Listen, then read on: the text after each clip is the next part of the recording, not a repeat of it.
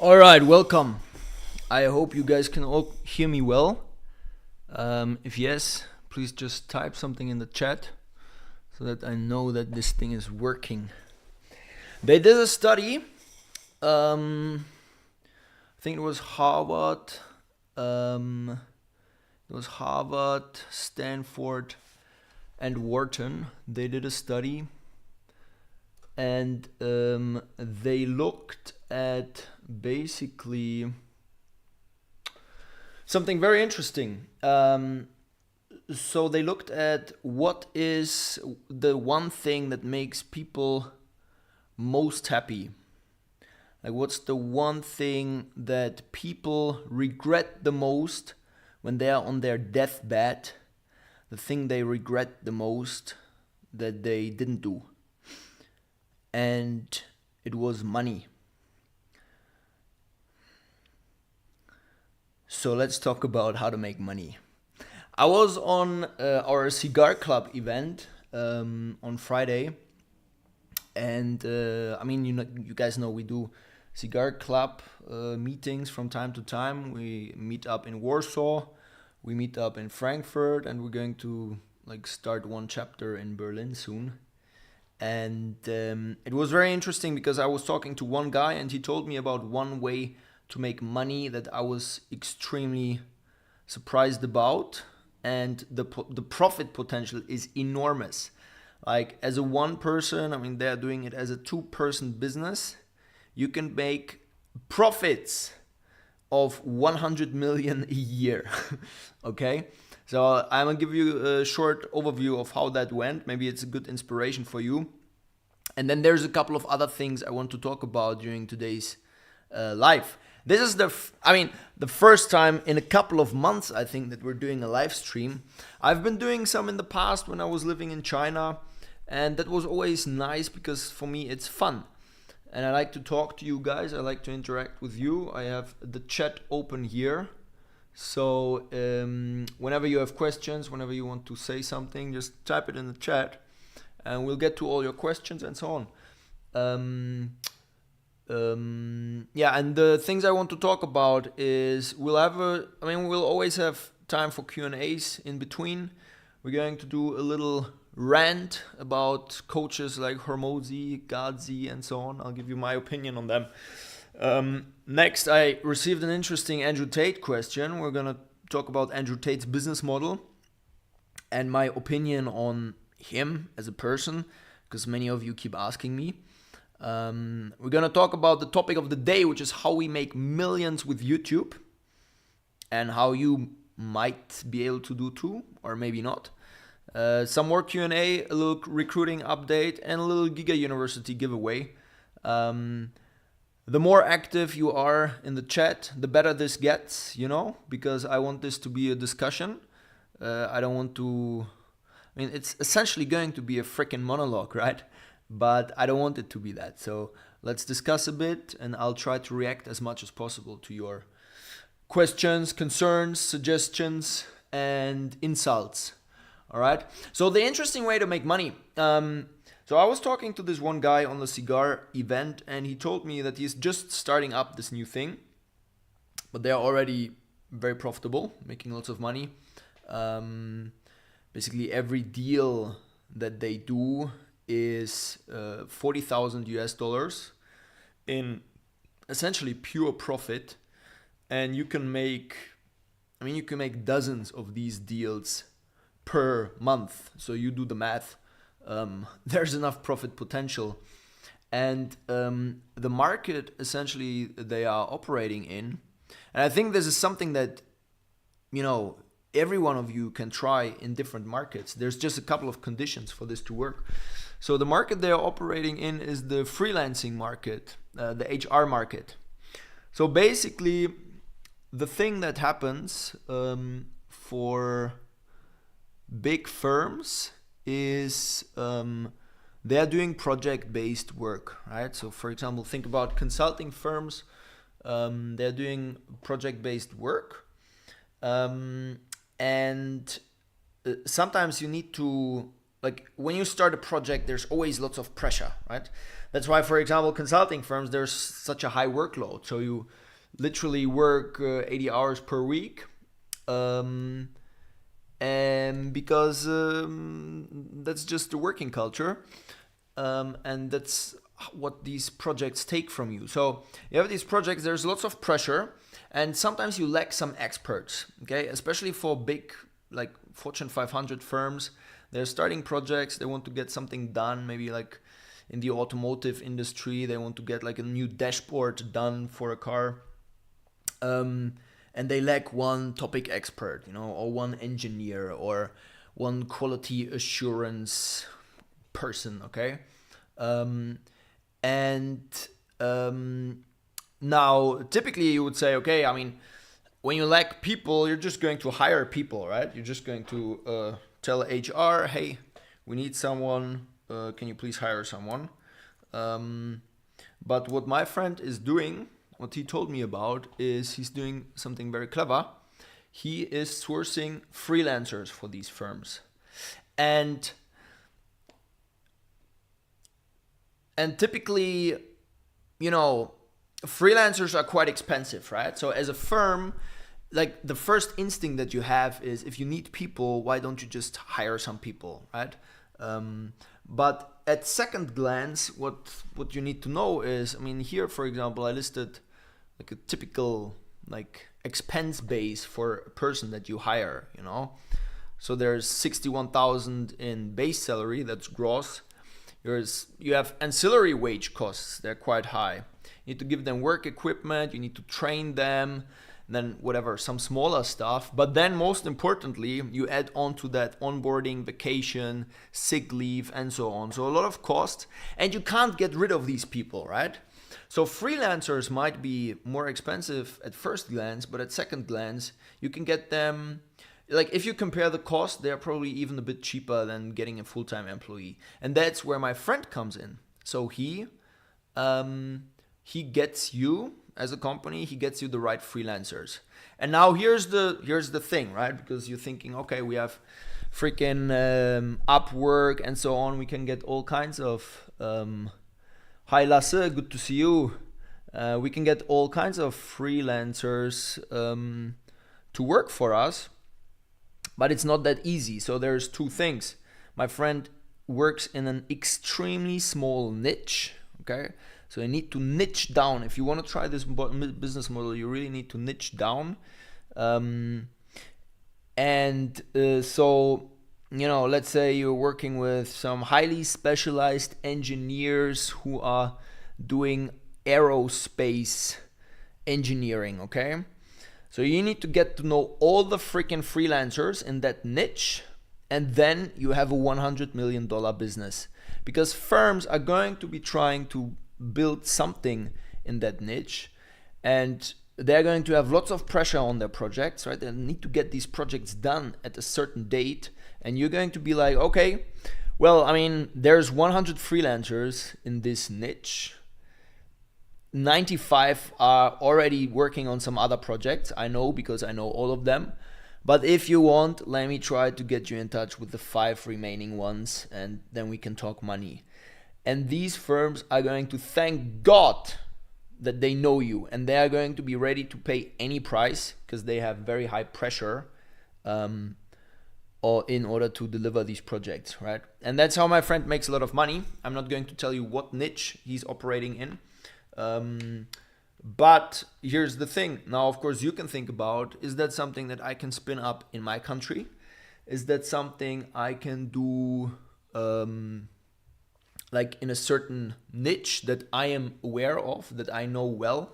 Maybe you have a main job and you know that there's certain highly specialized people that are always needed for certain projects. Then you can spin up this business model very quickly.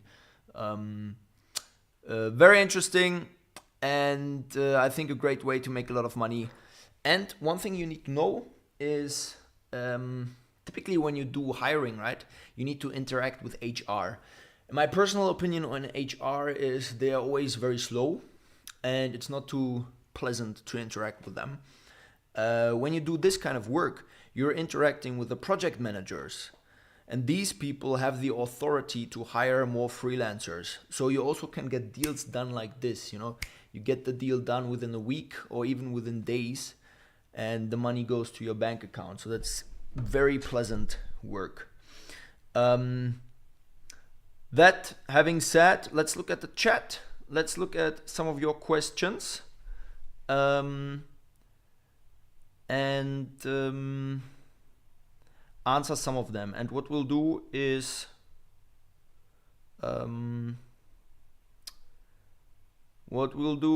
we'll just go with the most recent one. So ask a question in the chat.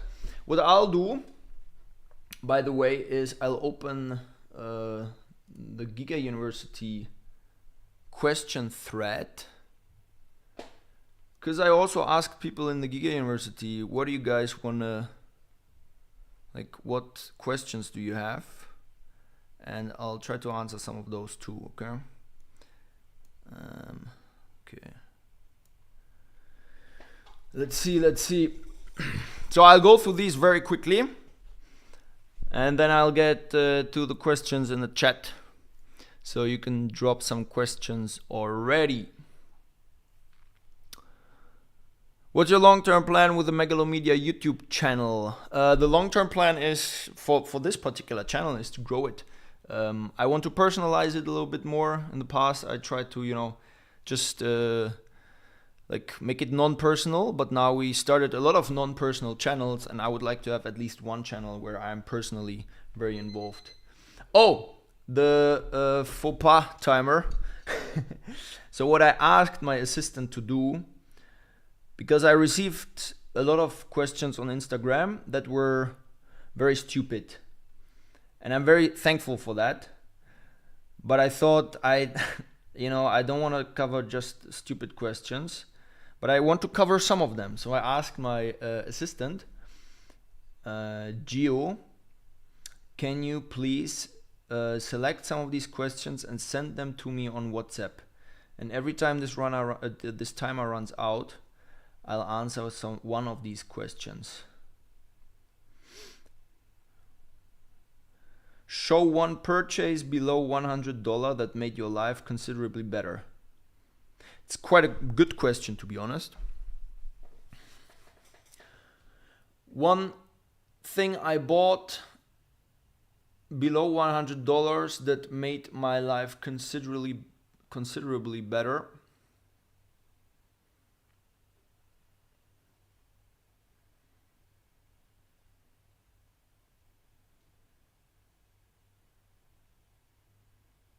One second, I'll get something.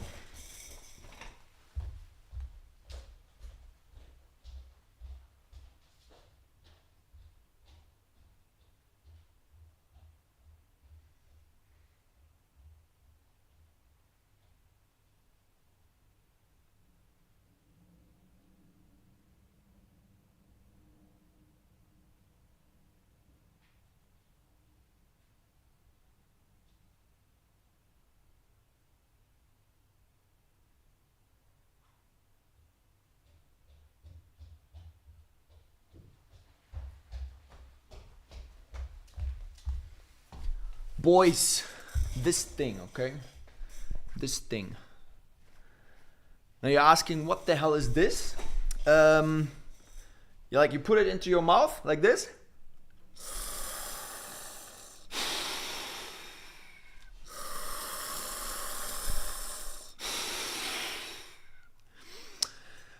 Sounds like Darth Vader. It's great for your lungs.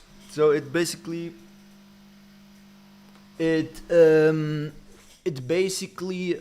trains your lungs. And for me, when I started doing this like 3 minutes every day, I noticed a considerable improvement in my ability to just, survive sparring rounds in Muay Thai.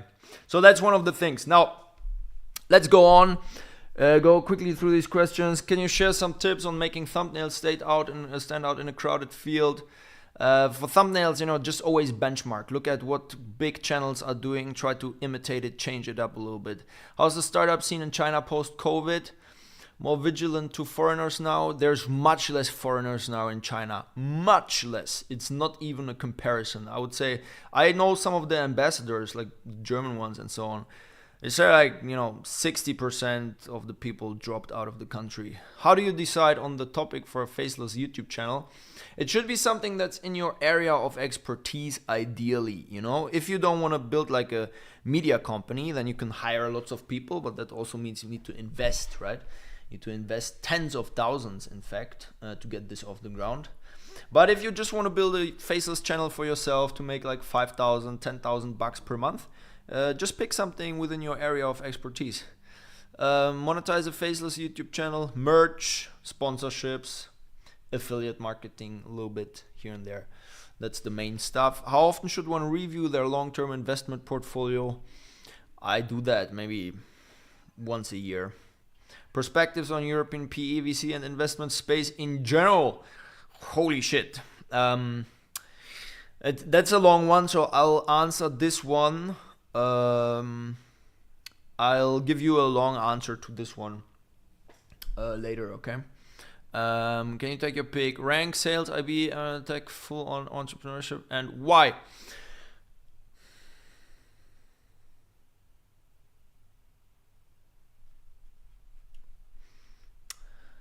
So for me, in terms of what I would pursue, full on entrepreneurship, sales, investment banking, tech, management consulting. Full-on entrepreneurship is the best way to become a billionaire. Sales is probably the most important skill you need in order to build billion-dollar businesses. Investment banking is great because it kind of gives you lots of money and it teaches you the ropes of finance. Like there's no other thing than investment banking in order to learn finance. So you might raise a fund or whatever afterwards. Tech is great, but big tech culture has degraded a lot. But you're still able to make a lot of money with, not so much work. And management consulting is great to get a general overview, but you will need to get out, I would say, after 3 years. Otherwise, you're wasting your time, because then you have gotten a great overview. You have made a bit money, not that much money, to be honest. So then it's time to start your own thing. Best cities in the US to live in for business, why and how they compared. To be honest, I'm not sure, because of course I'm not from the US, but I loved being in Miami. I loved the vibes. Everybody wants to start up something. And I loved New York City too. What's a good open rate for a newsletter and how can we improve it? I don't know, to be honest. Consistency and a theme in video editing. Yeah, to be honest, for most people, if you can outsource video editing, do that, because it's a lot of work and it's probably not worth your time learning it. There's people, we have wonderful people in our company who do such great edits, and that's probably what I would do. How do you determine if an M&A deal will be accretive or dilutive to earnings? Bro, it's very specific. But if typically if the target company has a smaller PE ratio than the acquiring company, the merger should be accretive. Now, whether it's accretive or dilutive, to be honest, that's not like black and white, good and bad, right?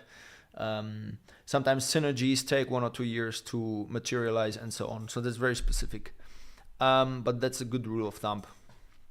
Market yourself as a freelance writer. I'll get to this in our one-on-one chat. How much initial capital do you need to start investing in micro PE? I suggest at least 10,000. Makes it much more fun. What kind of due diligence is necessary before making an angel investment? Talk to the founders. That's the number one thing. I mostly invest based on how I judge the founders, because there's not much data to judge. Net worth goals by age. 1 billion in a lifetime. Do you think tech will kill IB as the margins will shrink a lot? I don't think so. I think there's always going to be use cases for investment banking, at least in the next couple of decades, like just for, kind of stamp of approval reasons. Like sometimes you just want to have some Goldman Sachs guys come in and check a deal in order to say this was done by Goldman, Okay, some more questions from you guys.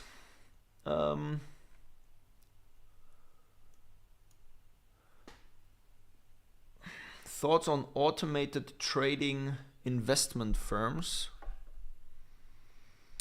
I like, if you're referring to these make money schemes where you like pay for a robot to trade for you, I don't think that works. But if it's something else, then please clarify. What is your long-term plan with this YouTube channel? I would love to invest in your media company. We have a couple of YouTube channels. So I started building YouTube channels, basically assembling teams and building YouTube channels half a year ago. And we want to take it to the next level. But I'll talk about this in a bit.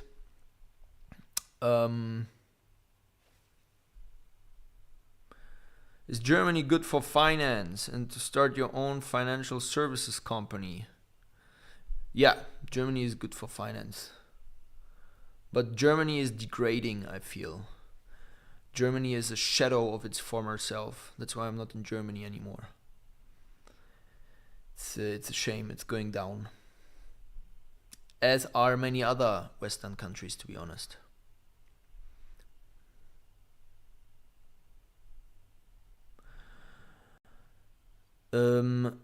Since you have experience doing business in multiple countries, do you think leaving USA to go to Dubai is a good idea right now? I think Dubai was at its peak a couple of years ago.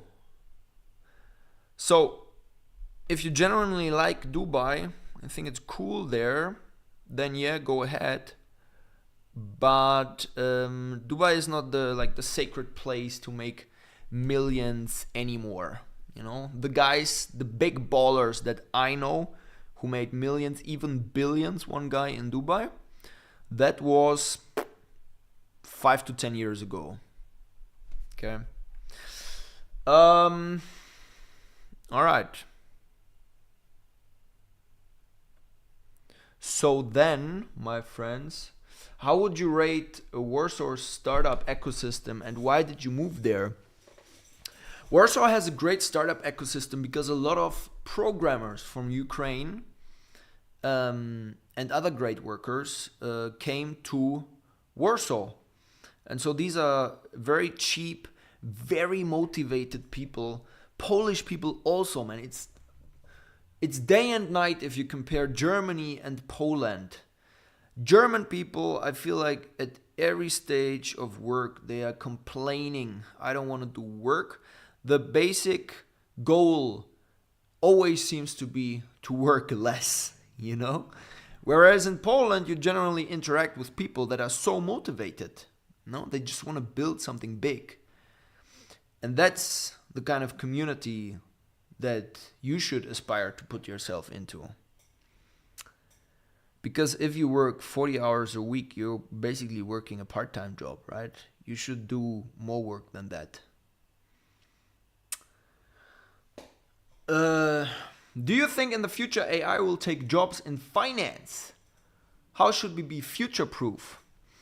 Always see finance as a segue to somewhere else. So if you work for someone else, if you are in a great fund, if you are at a great bank, see this as the next step to do something else, to do something for yourself. Because then you don't have to worry about these kinds of questions, Like, shit, what's going to happen if AI takes my job? No, if you're in the driver's seat, you'll be always able to adapt. But if you rely on another person, namely the CEO of your employer company, to do the work for you, to do the navigating, might be that this guy misses the boat and you get automated away. I would love to edit your videos. Yeah, you can stay until the end of the stream, and I'll have a couple of job offers to some of you guys. So now, rant about Hormozi, Gazi, and so on, okay? So, let's get into this.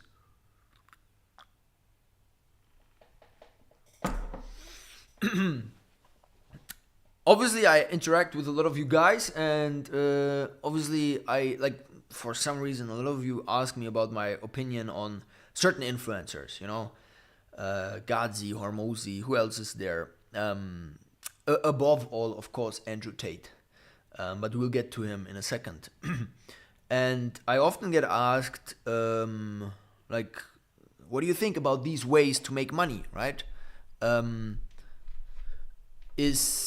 Is this a legit way to make some good money? For example, Gazi, he's always Gazi's business model is brilliant. The guy is a marketing genius, really, because he's really not trying to sell you anything at the surface level. But if you dig deeper, he's selling a social media marketing agency course, right? That's the thing he's selling. And Hormozi likewise, right? We even did a short on on what he's selling you. Essentially, the question is, are these great ways to make money? And the answer is no. Okay? Oh, freaking hell, we need to do like a stupid question again. Let me pick another question that my personal assistant sent me via WhatsApp.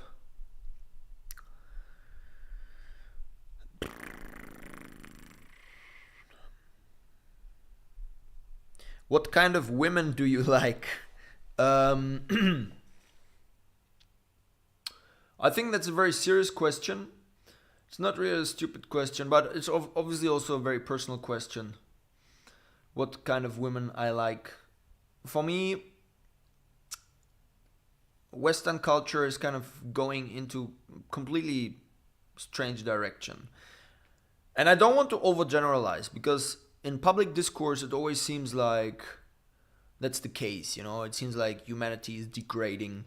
The thing is, that's based on the judgment, that's based on a non-representative judgment, because we're just seeing 10% of the people who are extremely loud, like the very extreme part of the LGBTQ crowd, who's making extremely strange TikTok videos and so on. And these are the videos that get the most clicks. And so we assume that, humanity is completely lost. When in fact, it might be that things are not as bad as we think. So long story short, I don't like that kind of trend. So I like women that are very feminine, that are very ambitious, that want to build something on their own, but that also know where their priorities are. In the sense that, for me, I will need someone who wants to build a family, because I need to propagate my prime genetic material into the next generation. And so I need a woman who's comfortable with that. But if you zoom out, what I want is, you have this situation where you're a king and a queen. You don't want to have a king and a slave, but you want to have two equal human beings that are working on common goals, that have a same or similar understanding of the world.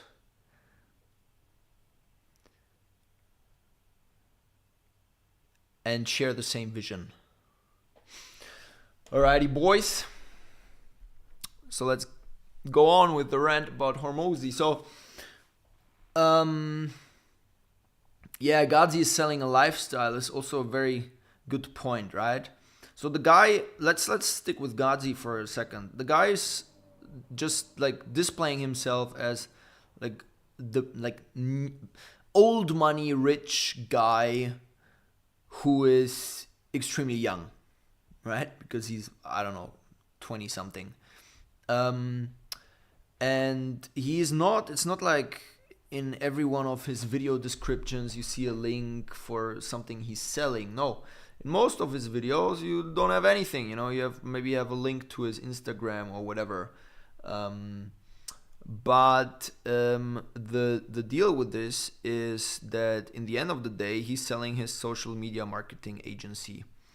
And now many people think, okay, social media marketing agency, that needs to be a great way to become extremely rich.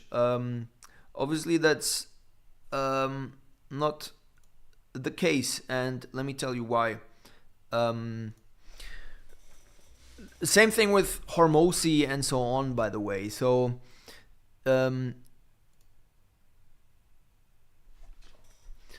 once an influencer starts talking about the ways that got them extremely rich, it's usually already too late.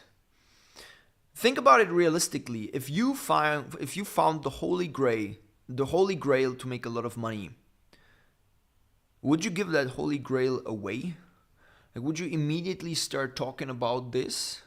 No. Probably if you would find the holy grail to making a lot of freaking money, you would double down on it like crazy, you know? And these things take time.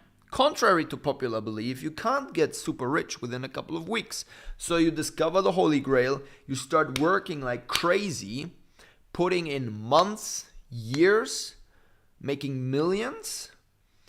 And that might take you, you know, like at least a year, maybe 2, 3, 4 years. And then at some point, you made a lot of money. This holy grail goes to shit, you know, because at some point, every niche gets oversaturated. And then you think about, what should I do? In today's day and age, attention is one of the most important currencies. So maybe I should start selling some courses about the only shit that I know, which is this thing that made me rich, or at least, you know, gave me the opportunity to get to a certain net worth level. And that's what these people are doing. So you can, like in 90% of the cases, if you jump onto one of these things that these people are doing, it's already too late. And you're facing an uphill battle. Because guess what? If someone who gets like an average 1 million views on his videos makes a video about doing a social media marketing agency, you know, 1% of people start doing that, you have thousands of competitors. So forget about it, man. So, and like to stay with this particular example, building a freaking social media marketing agency is hard as fuck, okay? It's hard as fuck.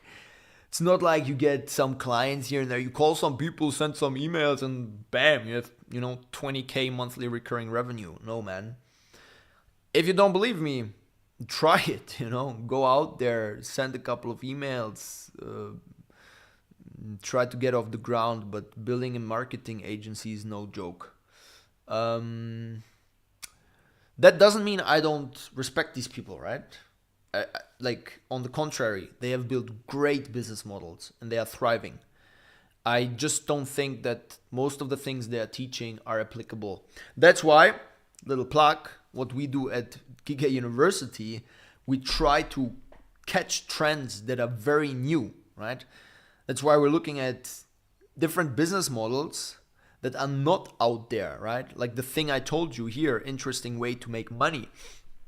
That's something I caught up during a conversation, and it's something that I think actually is very applicable to a lot of you guys. That's why I told you about it at the beginning of this stream. And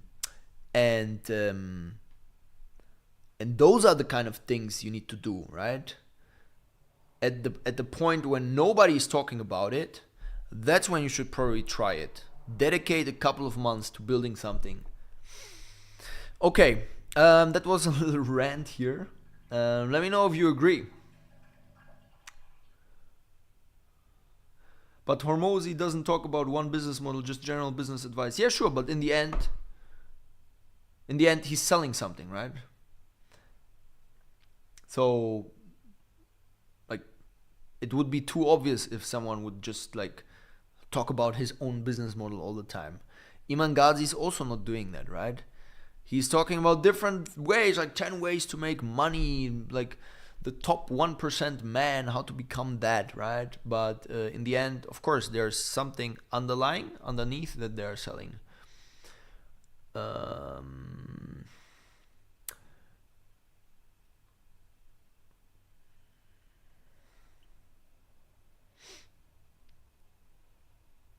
All right.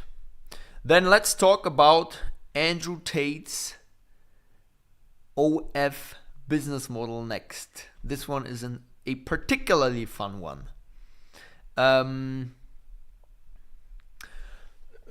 Who's not familiar with Andrew Tate? Can you please type something in the chat if you don't know the guy? No, please type something in the chat if you know the guy, so that we get a little bit more activity here.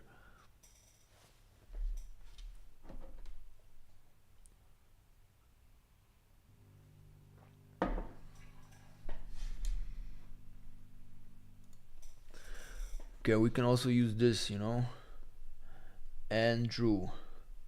Let's talk about Andrew. The business model of Andrew Tate.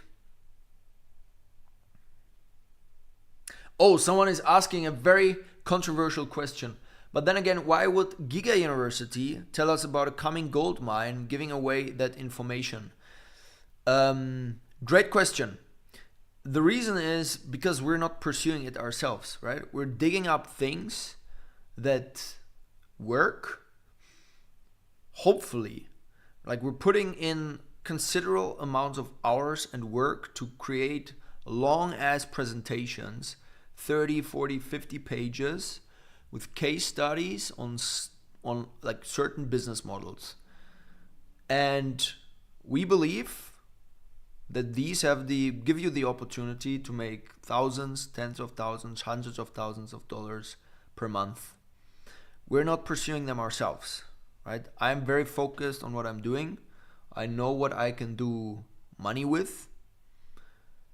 And I'm also very clear, like I'm going to, as the next point, I'm going to talk about how we make millions with YouTube. I'm very clear. I don't think anyone watching this stream is going to be able to do exactly the same thing as we are doing, because we're already a couple of months ahead. I'll tell you about it. I'll tell you what's like the light version, how you can still make money and you don't need to go as big as MegaloMedia. I don't think anyone can do it. Okay, so that's the thing. So Andrew Tate's OnlyFans business model and my opinion. So this is based on a question, actually. Someone asked me, do you think that Andrew Tate is a human trafficker? And in honor of this guy, let me light a cigar, actually, okay? Do I think he's a human trafficker? I have no idea. The guy, but I know that he probably wasn't treating all the women that he worked with extremely well. And in fact, I don't respect that. I think it's kind of haram.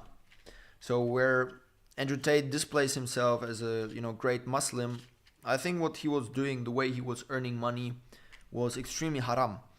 I respect him.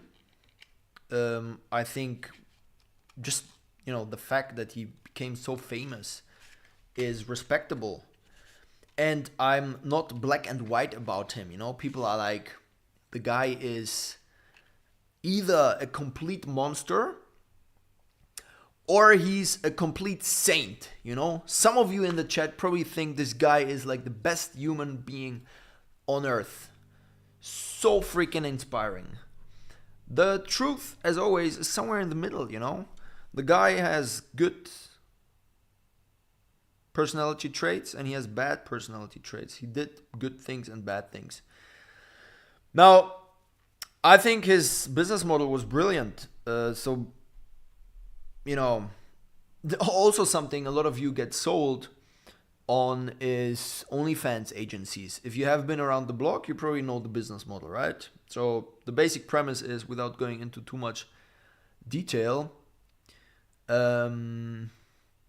is you are acquiring girls. You know, you're talking to girls on Tinder, in real life, Reddit, and so on, and you get them to work to basically go on OnlyFans for you.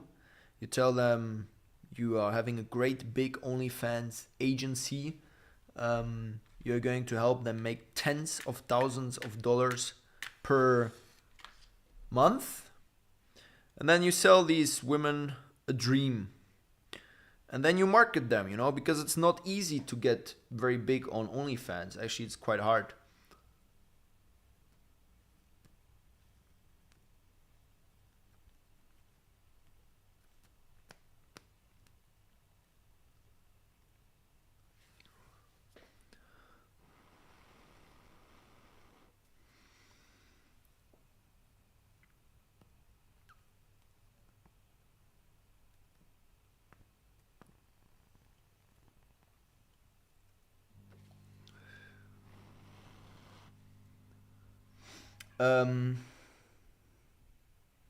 Now, obviously, it's not as easy as that, right? I have some friends who are doing this business model, and it's not as easy as that. So you don't go on Tinder and you send a couple of messages to girls and you tell them, hey, do you want to join my OnlyFans agency? I will make you lots of money, and just send me some tit pics and I'll make you famous. That's not how it works usually, because girls don't want their naked bodies all over the... Fuck this one. I'm not going to do it, okay? Let me talk about this topic. Because girls don't want to have their pictures all over the interwebs, right? So typically what happens is, from the people that I know, right, that are doing this business model, you need to get these girls, you need to get to know these girls very well. And you need to build some kind of emotional connection with them. Once you have established that, you can ask them, hey, should we try OnlyFans? And then you need to market them very well, Reddit threads, and so on. And then there's another problem. Once you have these girls working for you, it's not like they are, you agree on, okay, just send me a picture every day, do 3 hours of live sessions 3 times a week, and then, you set up a schedule and she's just going to execute. No! The girls that you are going to convince to work for you are not the kind of girls that work like management consultants, so you tell them something and they execute. It's very far from that. The girls that you are going to work with are probably more on the lazy side. So you need to manage them very effectively. And the only way, from the people that I know that are doing this business, not as successfully as Tate did it in the past, or might as well still be doing it, is if you are constantly with these girls. And that's something Tate did in an extremely clever way. He basically has one massive villa, and he has these girls in there with him. He can control them, he can manage them, and he's doing that quite well. So congrats to him. That was a business model that made him a lot of money. And once you have some money, right? Let's say you have a couple of millions only. Then you can pretend like you have a lot of money, right? Because if I can spend 30,000, 40,000 on a villa for a weekend, if I can spend 5,000, 10,000 for a nice supercar on the weekend, without this affecting my personal balance sheet too much, I can have a net worth of 3 million, but I can actually pretend like I have a net worth of 30 million. Whereas if you don't have any money, right, or your net worth is 100K, if you spend 50K for a luxury villa for a couple of days to, record videos and so on, man, that's going to hurt.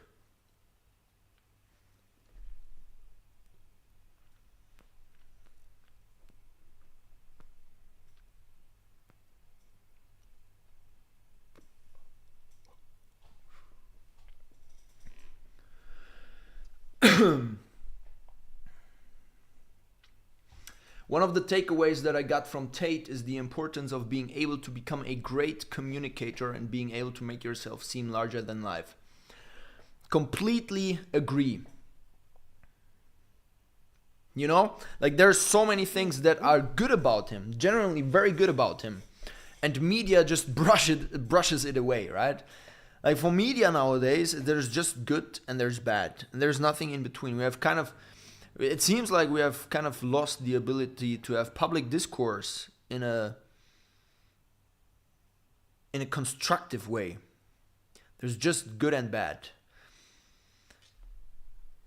He talks about making them strong but sells what makes them weak. Kind of also true, you know. For example, this OnlyFans business model, which is being taught in this circle of his. I don't remember the name. I don't know if I had a son, if I would like my son to engage in this kind of business model in order to earn money. I would probably like him to do something more honorable.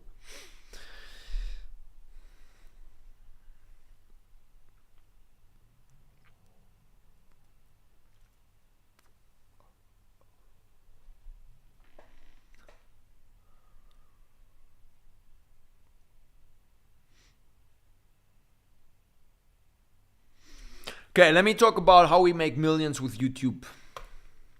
Empires.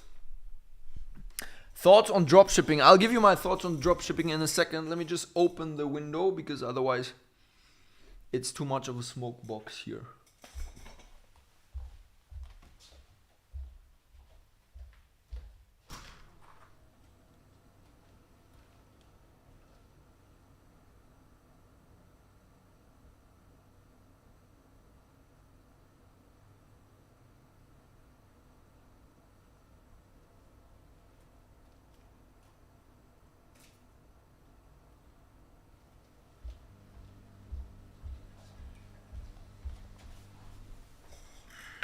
Alrighty. Thoughts on dropshipping? I think dropshipping is exactly the same thing as a social media marketing agency or people that are selling you the dream of making millions with affiliate marketing. It's extremely hard. Guess what? There's companies like the Razer Group that are making hundreds of millions by aggregating Amazon stores. And they have been doing that for a couple of years. And when they started doing that, people noticed. They were like, okay, I can actually build an Amazon store through dropshipping most of the times. And I can potentially sell it to guys like Thrajo or Razer Group. So the big wave where people have explored all kinds of dropshipping options is already behind us. So needless to say, it's very difficult to spin up an successful dropshipping business. My personal opinion. Of course, it's still possible, right? People always, is it still possible? Of course, it's fucking possible, but it's fucking hard. Okay? There's probably easier things you can get off the ground if you want to make a couple of 10,000, 100,000, and forget about building a multi-million-dollar business, okay?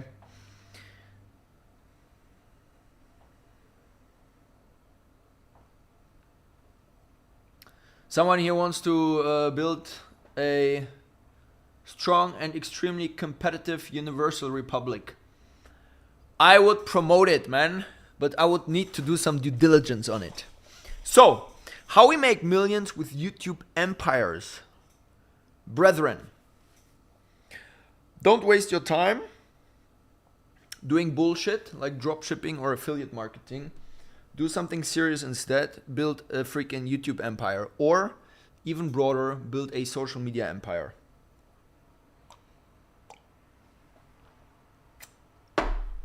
Many of you might have heard about the concept of faceless channels.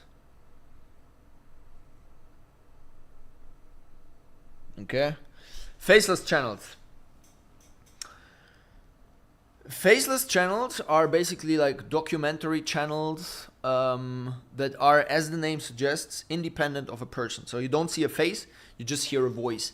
Many of the times the voice is AI generated, so you don't even need to record your own voice. You just need like a synthetic voice program. This is being sold as the great thing that will make you millions. The truth is, it is great. Okay, I think we probably still have like a time frame of 6 to 12 months where you can make a lot of freaking money with faceless channels. But like anything else, also this niche is going to saturate at some point. So there's actually two things here and here that allow you to make even more money. And these are the things that I'm involved in. It can make you a lot of money.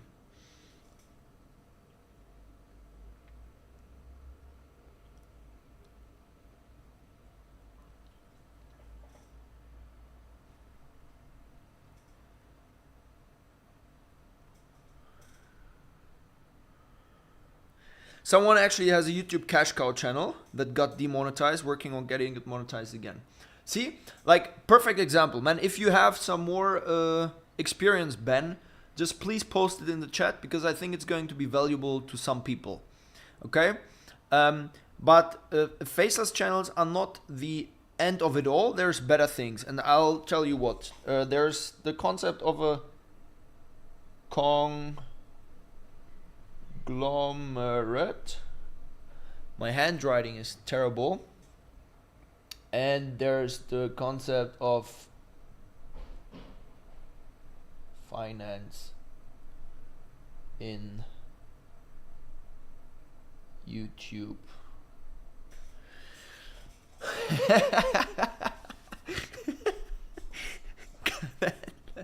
Looks like I'm a 6-year-old writing for the first time, okay? And these things give you exponentially more money, but they are also exponentially more difficult, okay? That's the bad message. So YouTube conglomerate is right in the middle. It gives you, like, can make you a lot of money. It's hard to pull off, but it's not impossible. And faceless channels, anyone can do it, in my opinion. But this means maybe you make, 5K, maybe 10K, maybe you even make 30K per month, but probably not much more than that because it gets difficult at some point, okay? Sup, Eduardo? Good to see you, man. So, let's start with faceless channels and then talk about the other two options to make money. Faceless channels, they all start with a concept, okay? So you need to come up with a great channel concept that you believe in and that you think is in a niche that is undersaturated. So you're going to do some kind of videos that don't exist as much on YouTube. The easiest thing, easy, right? The easiest thing is to just browse through YouTube like a maniac and look for videos that kind of are in your area of interest or expertise. And then click on these videos and take a look at how many subscribers the channels have that are doing these videos.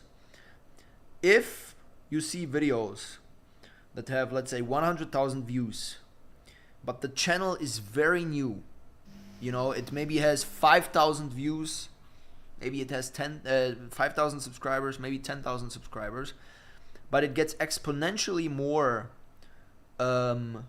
views, that's a very great sign. That means you should probably look for this kind of channel. You should see what are the competitors, what are similar channels to this, and then sort, like make a list of all these channels, sort by most popular videos, check out the most popular videos, and try to produce exactly these kind of videos and make them, that's my rule of thumb, make them 20% better.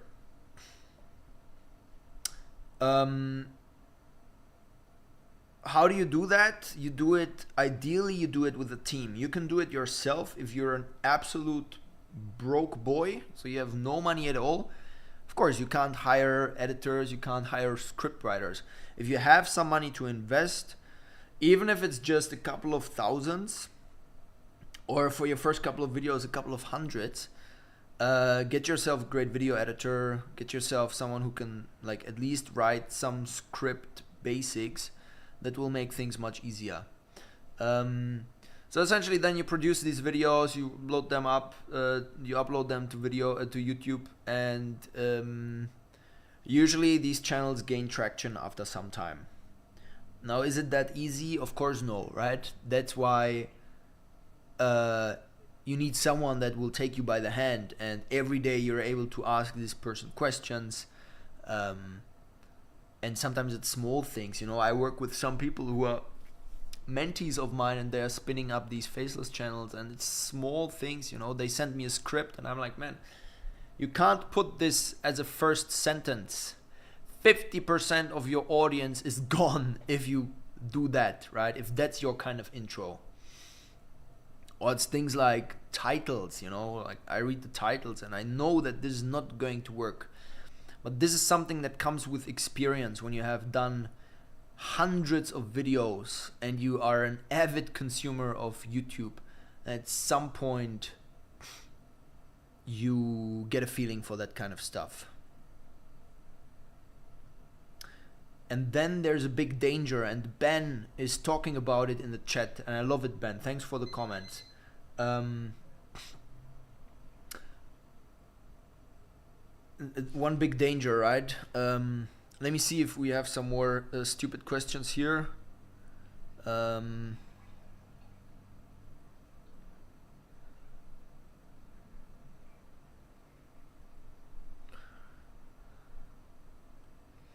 We have one more, but it's also not very embarrassing or stupid or whatever. Next time you guys can send more spicy questions, okay? What's your net worth and what are your net worth goals by age? So my net worth is 7 digits.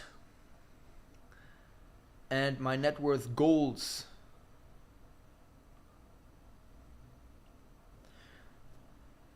you know, you set these goals. I started setting goals when I was 18, 10-year goals. You set these goals and you realize that there's so many things influencing these goals that it's not always easy to reach them, you know. Sometimes you overshoot, sometimes you undershoot. For me, I realized my most important first goal, you know, I have 2 goals. The first goal was to be financially independent, to not have to work, to have tens of thousands coming into my bank account every month, so that I can live a above average lifestyle and I don't need to worry about money. I achieved that. Stage 2 was always to be a complete megalomaniac. Because once you have this basis, you know, you don't need to worry about money. You can start thinking really big. If I want, I can go on a lonely island. I can sit down for days and I can think really big. Like what is the next big thing that I want to build that can become a company with $1 billion plus valuation?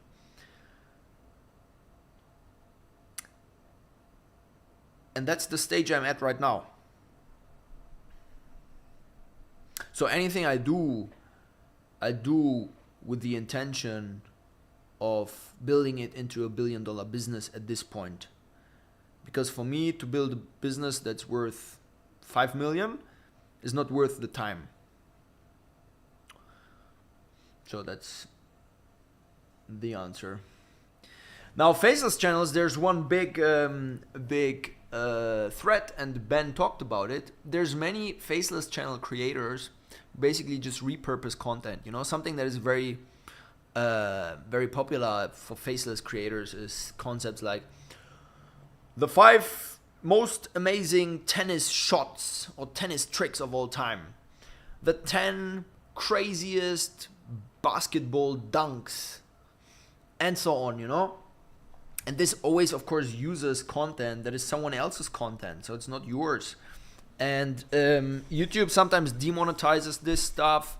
Sometimes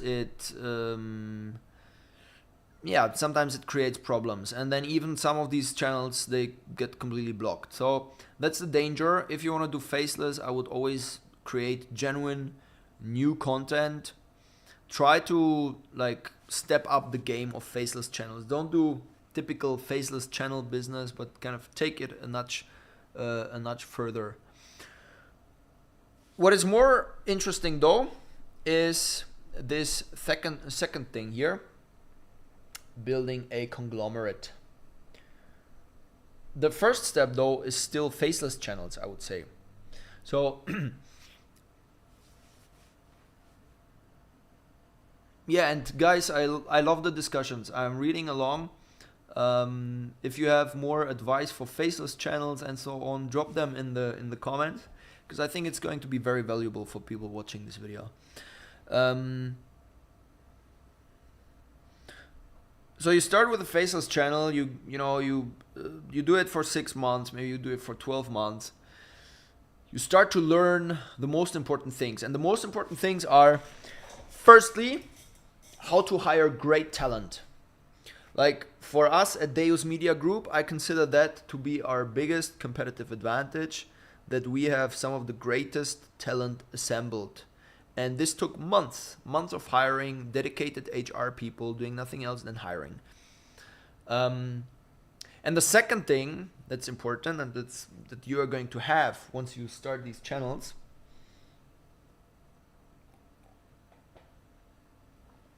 the second thing is YouTube intuition.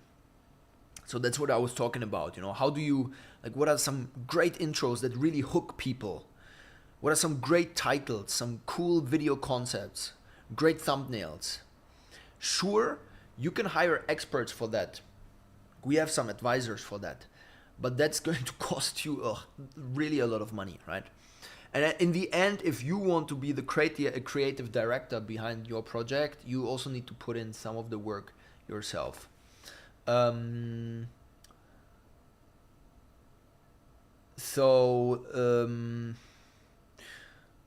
then, once you have that knowledge, what I would do is I would build YouTube conglomerates. So basically, you assemble multiple teams and you do two things. You build channels from the ground up, right? Because now you have cash flow coming in from your one faceless channel.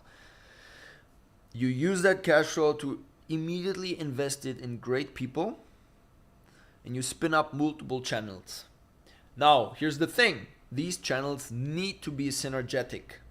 So it doesn't make any sense for you to start a channel in the beauty sector and start another channel in the tech sector, right? Because these are different audiences. One of them are hot women. The other one might be beta virgins. So don't mix these two up. So you want to build channels that are extremely synergetic. That's a big difference to one big difference to what many faceless channel guys are doing, because they are also spinning up multiple faceless channels, right? Two of the big differences is, first of all, it's synergetic. Secondly, you are aiming to be in the top 10% of channels within your particular niche. And that's something very few faceless channel creators are doing. Faceless channel quality is usually okay because it's enough. You know, this okay quality helps you to, get hundreds of thousands of clicks. But it doesn't help you to build a channel that is recognized as the number 1, number 2, number 3 channel in a particular niche. And the reason why faceless channel creators are not doing that is because it's exponentially more expensive. If you want to have an okay video, it's fine to pay an editor $150, $250 for the 10-minute video. if you want to have a great video, top 10%, you need to pay 5 times, 7 times that, $1,000 for a video. And now imagine you do that 8 times per month. That's exponentially more cost and much less profit for you at the end of the day. So most faceless channel creators don't do that. I started doing that because I made money before YouTube, right? And I was investing in startups, and I thought to myself, why not treat this whole YouTube business model as a way to invest my money, right? Why not treat it as a startup? Instead of taking 50K, putting it into this angel investment, into a startup, and this one, and this one, and this one, let me actually take one and put it into my own business, into my own YouTube thing. And let's see what comes out. So basically that's something you will need to do. You will be taking quite a bit of risk because you're investing all kinds of money and you're not 100% sure that this will work, obviously, right? But these are YouTube conglomerates, and I think they are a great business model, and that's something we have been building over the past couple of months. Do I think a lot of you will be able to do that? I don't think so. If someone already, some of you maybe have a couple of faceless channels, I'm always open to collaboration. You know, just send me a message. Let's see if we can spin up some joint ventures or whatever. Would be fun. But I don't think this is the route most of you will want to take, even because you need to invest a lot of money. So for most of you, probably do faceless channels, make thousands of dollars per month, be happy about that, and then think about what's the next big thing that you personally want to do, right? And for some of you that might be a conglomerate, but for many of you it will not be that. Now, if you want to think like a true megalomaniac, and that is our goal here, because as I said, money is so important. You can look at the finance side of things.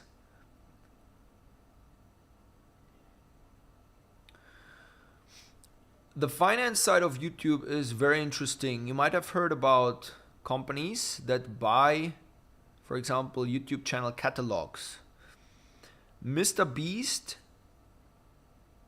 earns millions, but for some of his videos, he needs so dozens of millions to be able to produce these kind of videos that even for him it would be difficult to finance the production of these videos.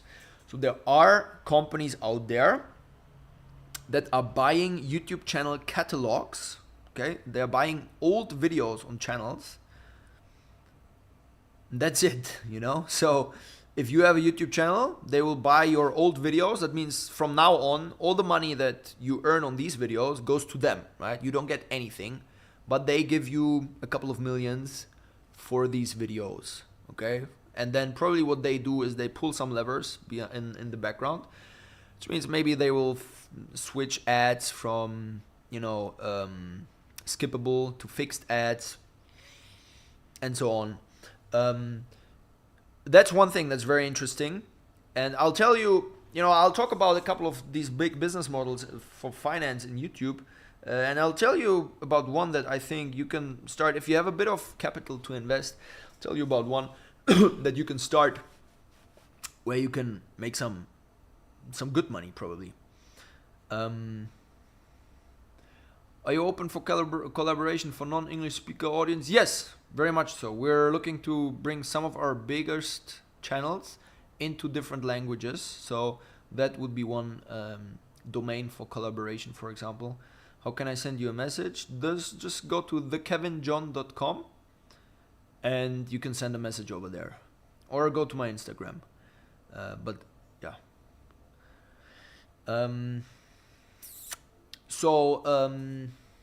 Something else that some other big funds are doing is they are buying entire channels. So they are buying channels typically 80% of the channel, and then the remaining 20% are vesting, over a certain period of time. So that when they buy a channel, they give like the creator 10 million. The creator doesn't say, okay, goodbye, man, I'm out of here. But they still have some motivation to keep going. And there's also some funny contractual things that they do, which is, for example, they put contractual like penalties in place, which get triggered once people don't upload. So for example, they will stipulate that the creator needs to keep uploading once per week at a certain quality level. If that doesn't happen, for every upload they miss, they need to pay. And that's not like $50, right? That's like thousands. That's also an interesting business model. What they do is they license these channels. They help them license to bigger media companies. So for example, buying a channel and then keep uploading on YouTube, right? But take some of the content, take some of the brand, license it to, for example, Netflix. Another big business model that's being played in finance YouTube, is the commercialization of brands. Because there's YouTube channels out there that have built fantastic brands, especially in the children domain. Okay, so stuff that is being watched by very young children. They have these great brands, of funny like characters and so on. And if you are a creative, like you're the creator behind this channel, fuck this timer. You are the creator behind this channel. What you know is how to create great content, and that's it, right? And that's what you're passionate about. But there's so much more you can do. You can like create small like these plushies, right, of your characters, for example, in animation channels. You can start cooperating with Disney, for example. Maybe they want to like sell merchandise. So things like that are things that typically are then being done by big funds, who have the capacity, who have the CPG connections to trigger these kind of endeavors.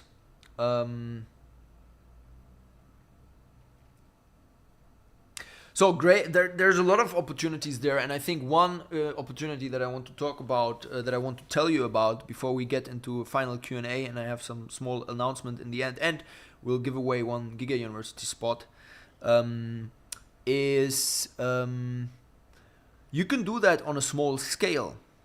So I have a friend who, with a partner, what they are doing is they're buying catalogs of YouTube channels that are very small, let's say 5,000, 10,000, 20,000 subscribers. So they can buy these catalogs for a couple of thousands. It's not like they are paying hundreds of thousands and millions for these, right? You need some investment capital, obviously, but not as much as some Blackstone funds, right? They are buying these channels. What they are doing particularly is they are switching the ads. So they are taking, usually on YouTube you can skip ads, right? So they are taking skippable ads, turning them into fixed ads. Sometimes they're adding some ads. So basically that's one of the big levers they pull in order to pull in more revenue on these old videos. And the creators are extremely happy because they get money which they then use to, finance their upcoming video projects. They can buy, those are not kind of Mr. Beast kind of sums, but they can buy like a new camera. They can maybe like rent a super sports car for 10 days, do some crazy videos with this and whatever, stuff like that. And that's something all of you can start, right? At the same time, this kind of, you don't have the risk that the creator will run away. You just own their old video catalog. So even if they stop uploading for whatever reason, you will still make money on these evergreen videos. And you make a creator very happy, because they are now able to finance their future productions with your money. Now, friends and family.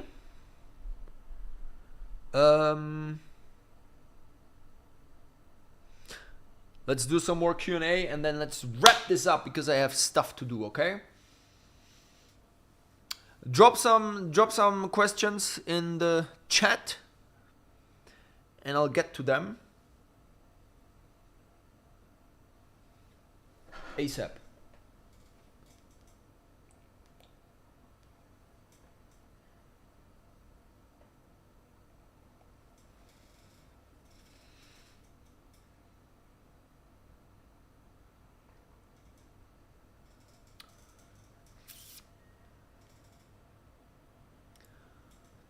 Cornelius, schreibt mir einfach mal gerne.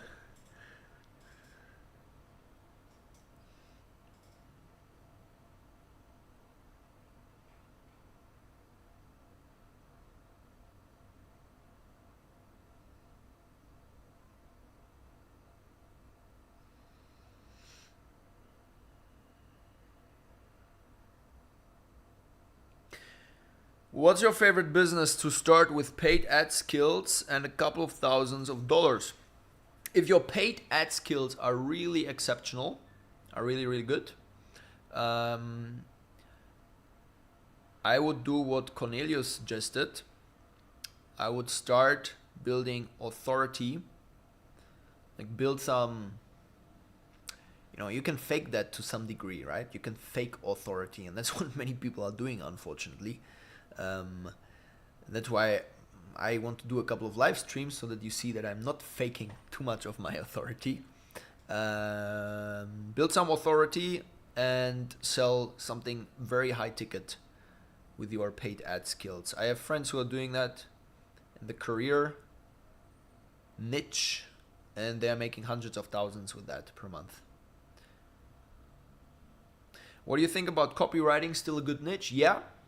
I think especially with the advent of ChatGPT, now there's that's something that has disrupted the industry, obviously, right? It's a big freaking game changer. And these kind of game changer events always create opportunities for monetization. So I do think there's quite some potential in copywriting.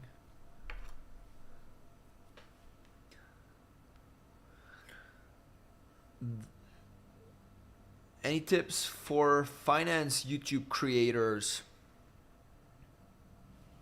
Finance YouTube is very broad.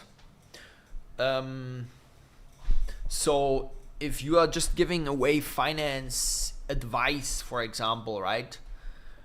Finance tips, investing advice, you're really facing an uphill battle. So that's going to be very, very hard. You need to come up with a very innovative angle, or you need to increase, like you need to beat 9 out of 10 channels that you come across in your niche, okay? So whenever you watch YouTube and like a finance YouTube channel pops up, your videos need to beat this channel 9 out of 10 times. Then you have a chance to still get big. Could you answer Instagram messages at some point? Man, that's a good idea. Let's do some Instagram messages. Guys, I've completely forgot about that.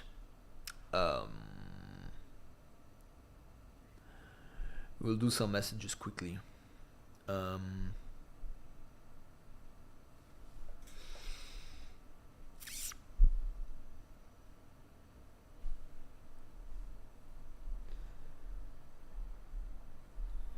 Also, we're at a Q&A stage, okay? So,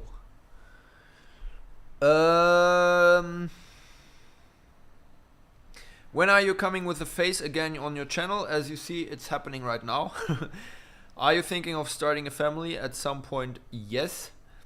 Which one is easier to start, PE or hedge fund, and why?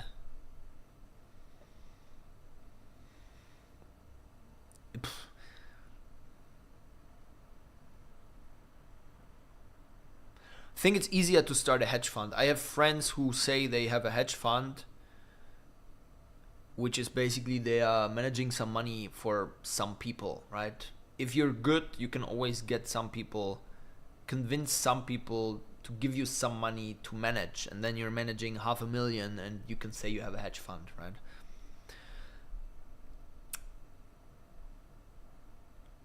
Is YouTube your main source of income at the moment? Yeah, but not like this one particular channel, but our conglomerate. And we're talking to PE and so on to take this to the next level. How do you find and choose video editors for Faceless YouTube? The best two ways are Upwork and Twitter. Why did you choose Warsaw?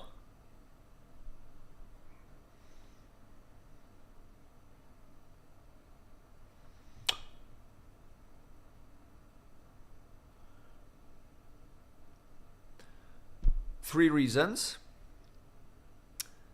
Great startup environment. Personal background, as I'm half Polish. Less Western degeneracy, and beautiful women.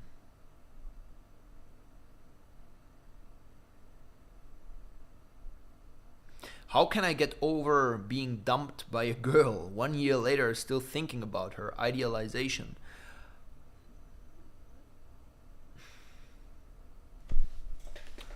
The key is to realize that you're not alone, man.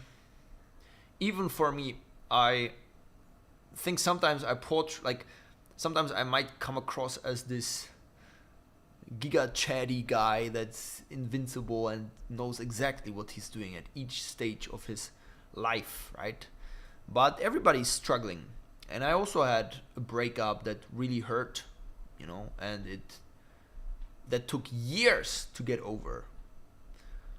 So it's very normal that, especially as a man, you tend to think, like after 1 month, you had a girlfriend for a couple of years. After 1 month, you have slept with a couple of other women.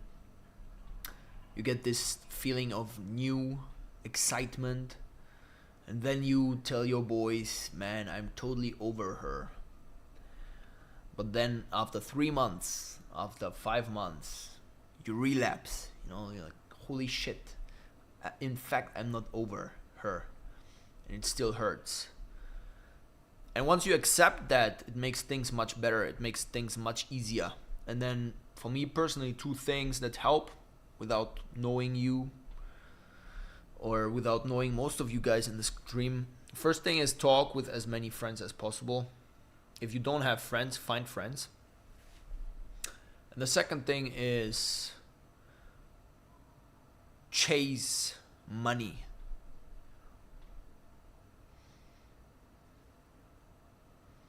Because that gives you some kind of purpose, and it's a nice proxy for achieving something in life. Even if some of you might think that money might not be the end all be all. Some more questions. Let's take some more questions from the chat.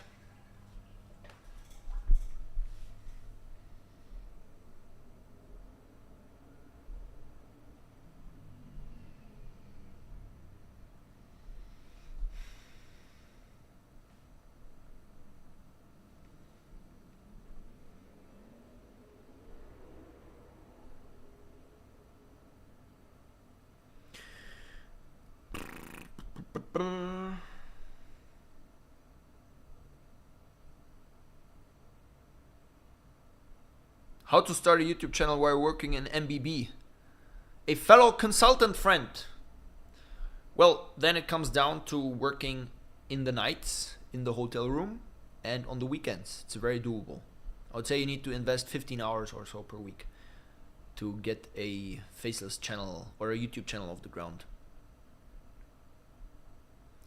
How should I decide how much I have to charge for video edits? I would start high, then if you don't get any customers, slash that price.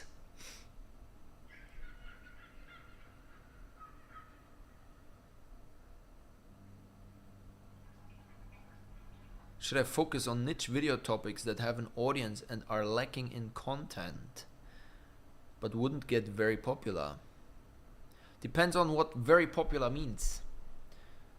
right? If it can only get a couple of hundred views, obviously don't do it. If it can get tens of thousands, I would probably consider doing it. Based on your personal net worth. If you're worth 7 digits, sure, why should you get into a small niche, right? It doesn't make any sense.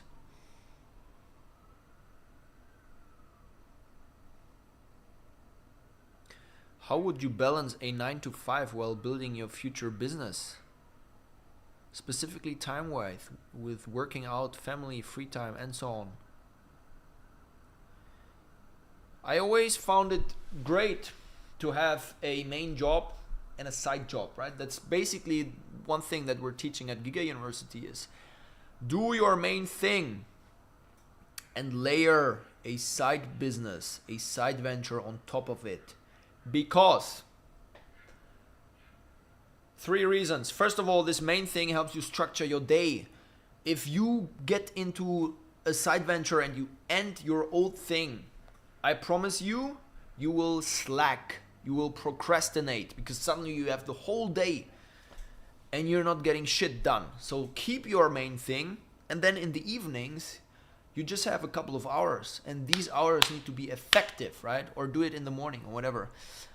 Second thing is you can sometimes leverage resources from your main thing. So maybe it's contacts, maybe it's just the fact that you have a job, and there's a bit of prestige still attached to your name. Maybe it's just software, some office software and so on that you can leverage from your old job. And the third reason is obviously money, right? If you can leverage this money effectively and invest it into your side thing, you can get this side thing up pretty quickly, typically. And then I would not, depending on your age, I would not aim for work-life balance. I would make work your life, right? Because how sad is it to have work and it's so shit that you need to balance it with life. Like, you're going to do this thing 10 hours every day for the rest of your life and you need to balance it? Like, just do something that makes you genuinely happy. And then you can work on this 12 hours, 14 hours, 18 hours a day. And it's going to be life. It's going to be passion. That's what you want to get to.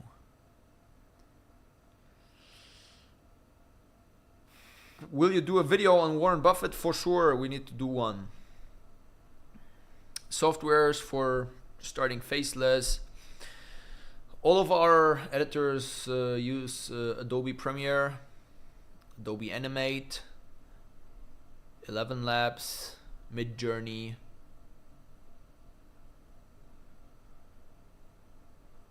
Yeah.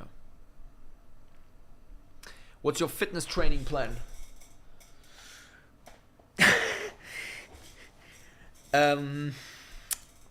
I'm working with a guy who is training IFBB enhanced athletes very successfully. Some of them Mr. Olympia caliber. The guy is 6'4", weighs around 280 pounds, I think. So a freaking monster. And he gave me he basically created different training plans and nutrition plans for me. And the one I'm doing right now is a split between, like, on the one day I do chest and back, on the other day I do shoulders and arms, and on the other day I do legs. And then there's 2 variations for each day.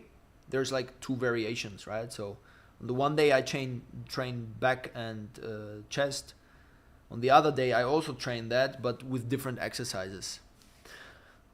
And this plan is genius. It's really working so well.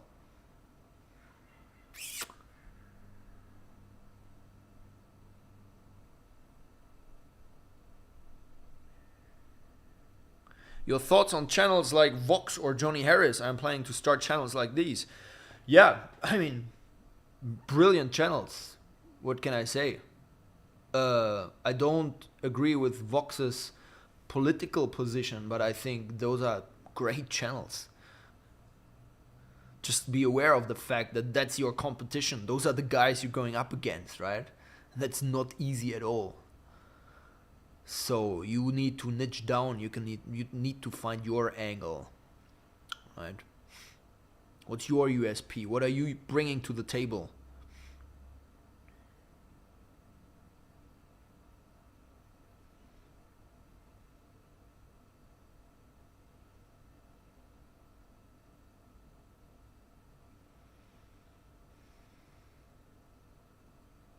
Recently had that achieved it all moment and felt actually quite down after that. My only question was kinda, what's next? Did you have these moments? Or is it, well, more money and more power?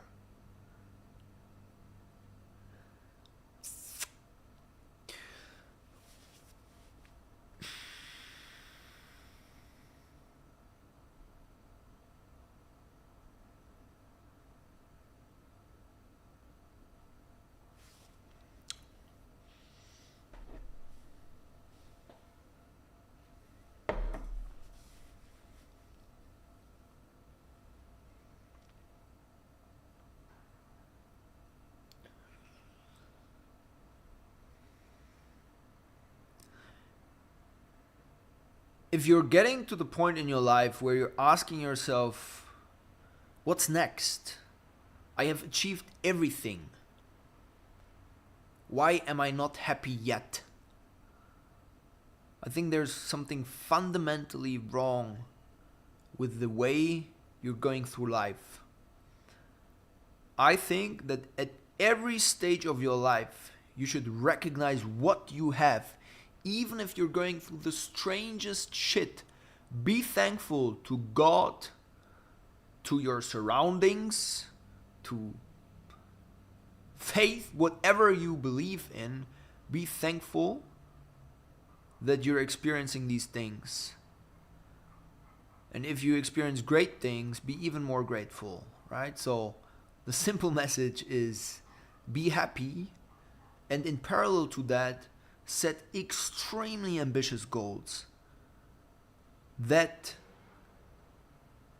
probably you will think about on your deathbed, and you'll be like, fuck, I didn't achieve that. But that's how high you want to aim. And with this combination of gratitude and of megalomaniacal goals, you will never get to the point in life where you're like, oh, what's next? I'm so unhappy.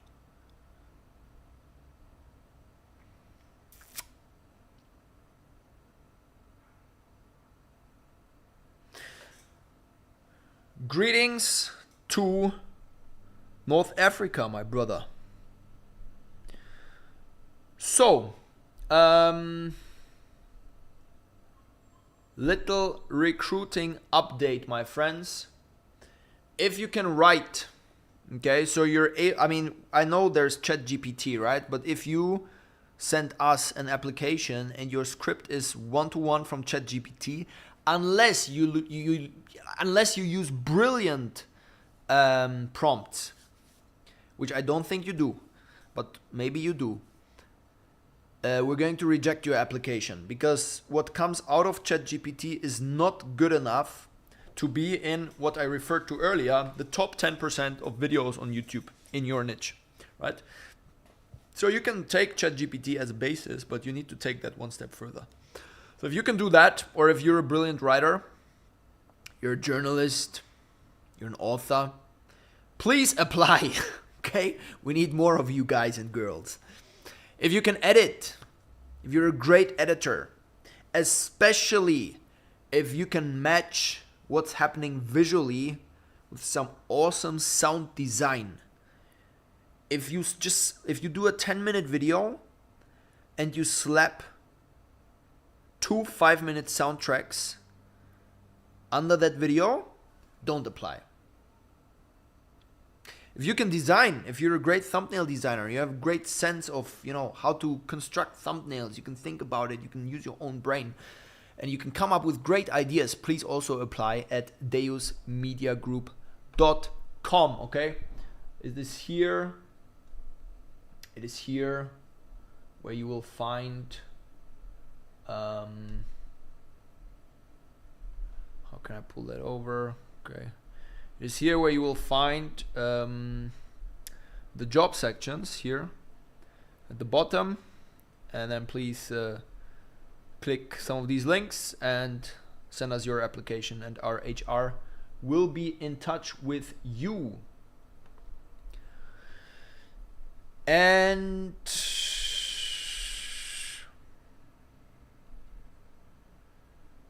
now I would like to, before we end this stream, I would like you to give me some feedback. Okay, I'm a fan at Deus Media Group. We give lots of feedback. I think that's the only way you can learn. I think that's the one thing that firms like McKinsey are doing extremely well. They have these rigorous feedback cycles, and it just helps everyone in the organization grow. So I'm a big fan of feedback. Drop your feedback in the chat now, please. And let me know how you liked it. And let me know some ideas, what you would like to see in the future, what we should talk about. I'm willing to take an hour every week, come online, chat with you guys, get to know some of you. You know, I appreciate all these stories that you're telling in the chat, talking about, you know, that you build faceless channels, that you have certain problems, certain questions, issues. That's intellectually stimulating. So please drop some feedback right now, and then we'll do a bit of a Giga University giveaway. Are you recruiting Spanish voiceover for the Spanish channel? Yeah, please apply. We need Spanish writers, voice actors, channel managers, video editors. Okay, Jonas is saying answer more questions, but isn't it going to be like boring if I just go through questions for 1 full hour? Shouldn't there be something, you know, like a couple of stories that we can dive into a bit deeper? The stream was good in my opinion. Thank you for your approval, Axeli.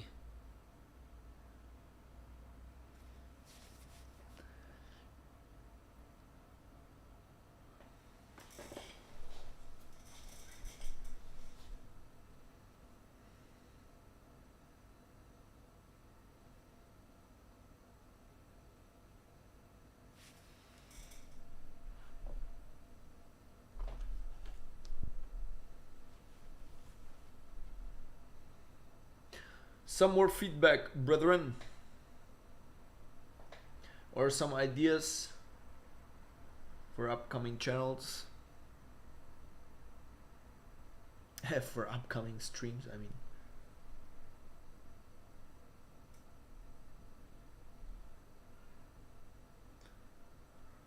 Thanks for responding. No worries, Thomas.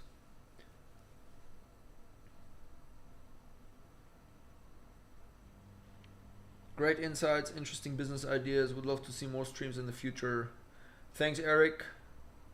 Appreciate it. You are appreciated, brethren.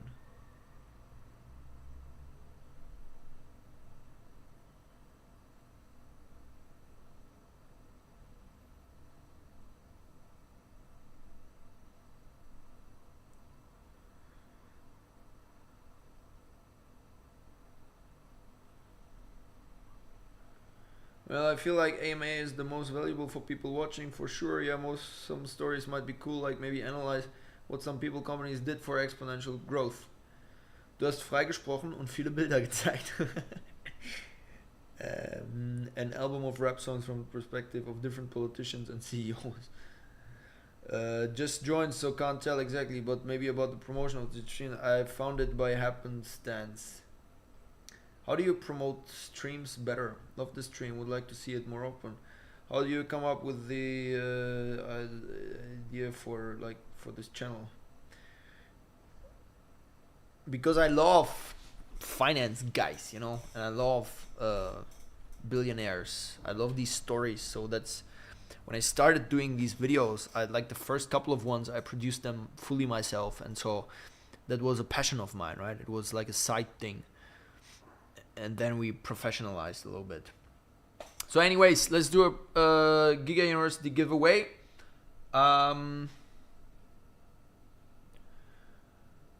Do we have a moderator in the chat? In fact, no, I don't think we need one. Let's just do it like this. You will spam the chat like crazy, and I will pick one random name that pops up, and this person then please just send an email. You can find the email on the on our about page of the channel, or you go to thekevinjohn.com and drop an email there. So just spam the channel and we'll pick someone, and I'll count down, and then I'll just scroll around like a crazy person.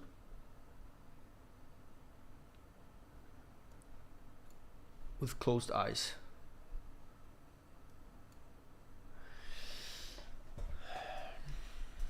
Okay, now you can start spamming. 10, 9, 8, 7. Keep in mind, this Giga University access is worth 490 bucks. Lifetime access, that's what you pay usually. 6, 5, 4, 3, 2, 1, 0. Now scrolling up a bit, and Sambel Habibi, congratulations, sir. Send us an email and you're in. For anyone else, you'll have luck next time. Maybe we'll do some more giveaways. Maybe we'll give away something else. If not, get in touch with our staff at Giga University. If you want to try it for some days, you know, we also have a newsletter that is free, sends you income ideas every day or every second day, all for free. And if you want, join. And we'll spend more time together in the future. So, with that, thanks everyone for the stream. Keep your cigars clean. Keep your mind sharp. And keep your muscles silverback-like. See you next week. Same time, same channel. So if you haven't, turn on the notification so that we don't have, you know, situations like with this one person who told me you need to advertise the stream better. Please just enable the notification, my brethren, and I'll see you next week. Alhamdulillah.